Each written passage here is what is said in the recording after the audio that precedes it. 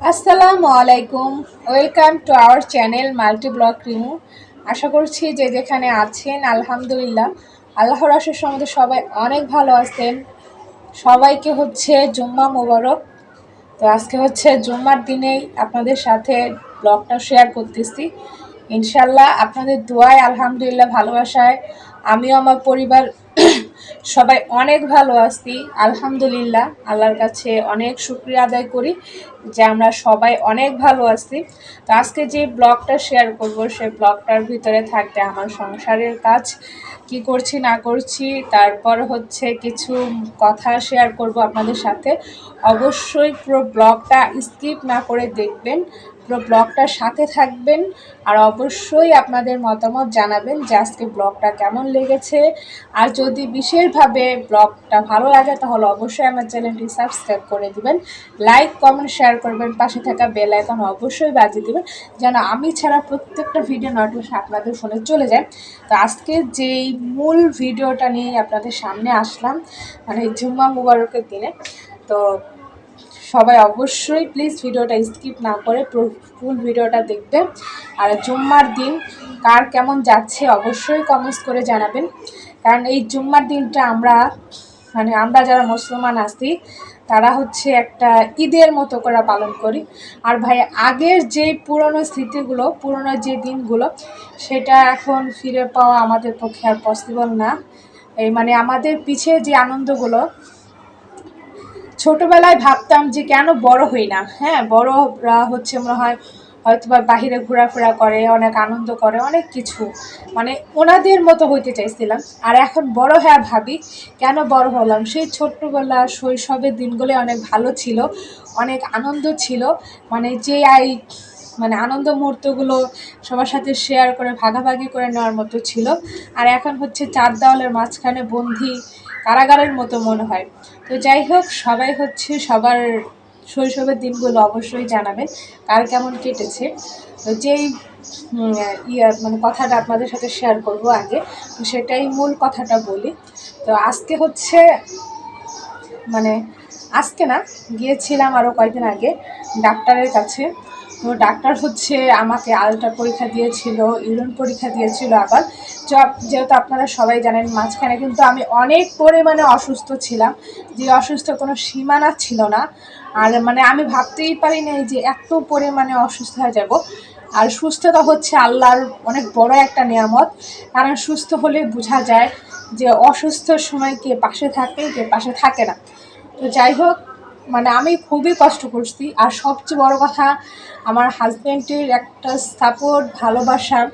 সে এমন একটা মানুষ যে হয়তোবা সে আমার জীবনে না আসলে আমি বুঝতামই না যে হাজব্যান্ডের প্রায়োরিটি সাপোর্ট কতটা মেয়েদের জন্য গুরুত্বপূর্ণ। তো পরে হচ্ছে ডাক্তার আমাদেরকে বলছে, তো এখন ছেলে কিংবা মেয়ে, হ্যাঁ, যেহেতু আমার প্রথম একটা মেয়ে আসছে, আলহামদুলিল্লাহ আল্লাহর কাছে অনেক শুকরিয়া আদায় করি। আপনাদের ভাইয়ার হচ্ছে অনেক মেয়ে বাবুর শখ ছিল, অনেক পছন্দ ছিল। আল্লাহর কাছে দোয়া চাইছি, মন থেকে চাইছি। আল্লাহ হচ্ছে আমাদের প্রথম সন্তান মেয়েই দিচ্ছে। তো যাই হোক, এখন দ্বিতীয় সন্তান ছেলে কিংবা মেয়ে।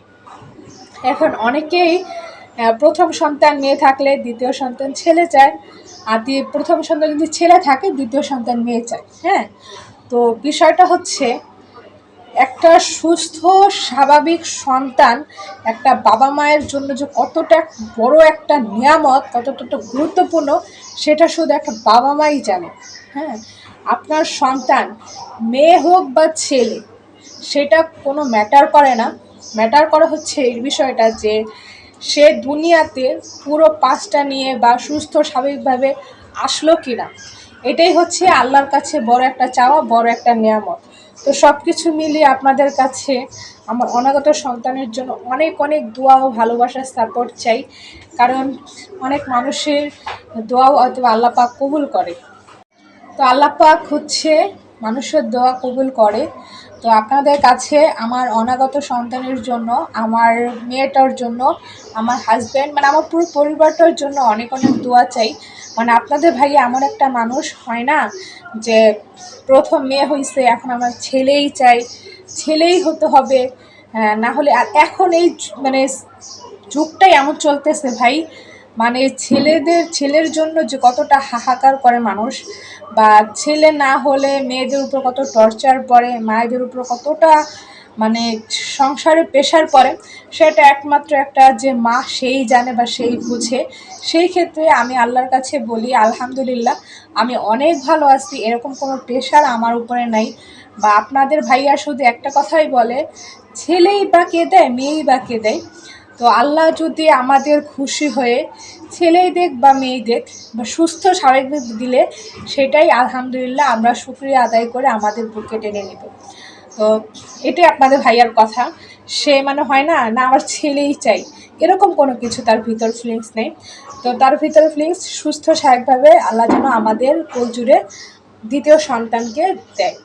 তো আমি এটাই বলবো, আপনারা যারা আমার ভালোবাসার মানুষ আছেন, যারা অনেকেই হয়তো বা এই যে জিনিসগুলো ফিল করেন যে প্রথম সন্তান মেয়ে আসতে, দ্বিতীয় সন্তান ছেলেই হতে হবে, না হলে মানে সংসারে ঝামেলা হবে, ভাই এরকম কিছু করবেন না।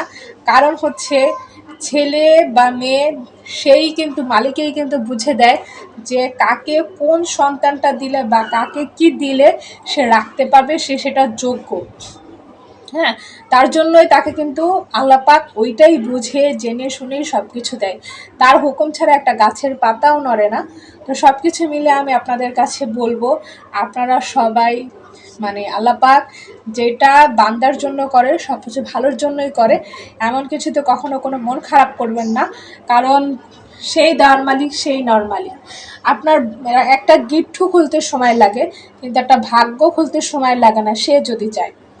তো যাই হোক, আজকে আপনাদের সাথে আমি শেয়ার করলাম যে আমার অনাগত সন্তান, আমি এখনও জানি না যে আমার অনাগত সন্তান আল্লাহ পাক কী রেখেছে।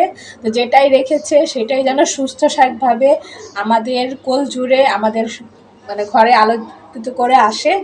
আলহামদুলিল্লাহ আমার মেয়ের মতো করে, মানে মেয়ের মতো করে যেন পুরো 5টা মেয়ে দুনিয়াতে আসে, কারোর কাছে যেন সে হাস্যকর পাত্র না হয়, কারণ কেউ দেখে যেন তাকে নিন্দা না করে। তো এটার জন্য আপনাদের কাছে দোয়া ও ভালোবাসা বারবার চাচ্ছি। প্লিজ আপনারা আমার অনাগত সন্তানের জন্য অনেক দোয়া করবেন।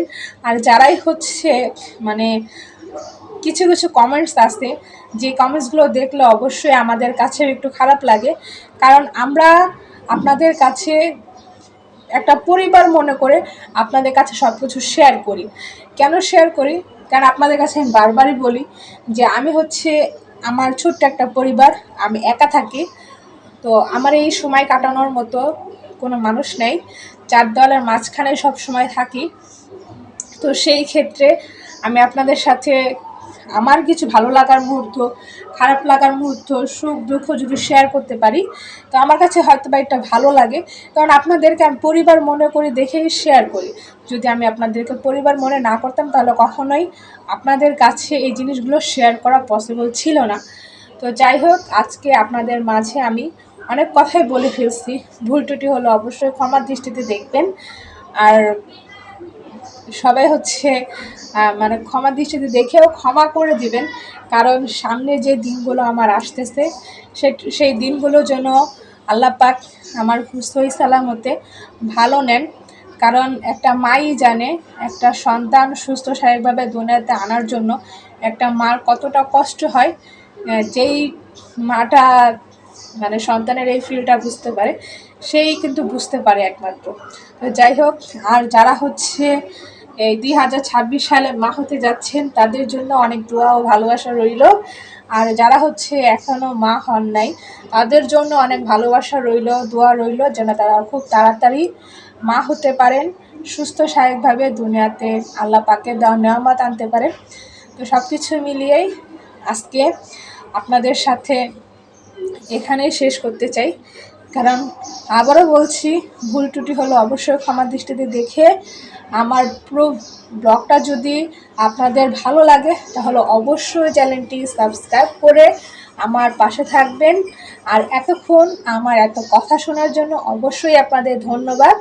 আর নেক্সট আপনাদের সামনে আবারও আমি ভিডিও নিয়ে কন্টেন্ট নিয়ে সামনে আসব, সেটা দেখার জন্য অবশ্যই আমার পাশে থাকবেন, আমাকে একটু সাপোর্ট করবেন, কারণ আপনাদের ভালোবাসার সাপোর্ট আমার জন্য অনেক বড় মানে অনেক বড় একটা জিনিস। যে আপনারা ভালোবাসা দিচ্ছেন, সাপোর্ট দিচ্ছেন, সেই সাপোর্ট ভালোবাসা পেয়ে হচ্ছে আমি একটু সামনে এগোতে পারবো ইনশাল্লাহ। আর অনেক কিছু বলে ফেলছি, পরে বলবেন যে এত বক কেন করি, আর কিছু বলবো না। তো সবাই ভালো থাকবেন, সুস্থ থাকবেন, পরিবারটার জন্য দোয়া করবেন, আমিও দোয়া করি। আসসালামু আলাইকুম, আল্লাহ হাফেজ।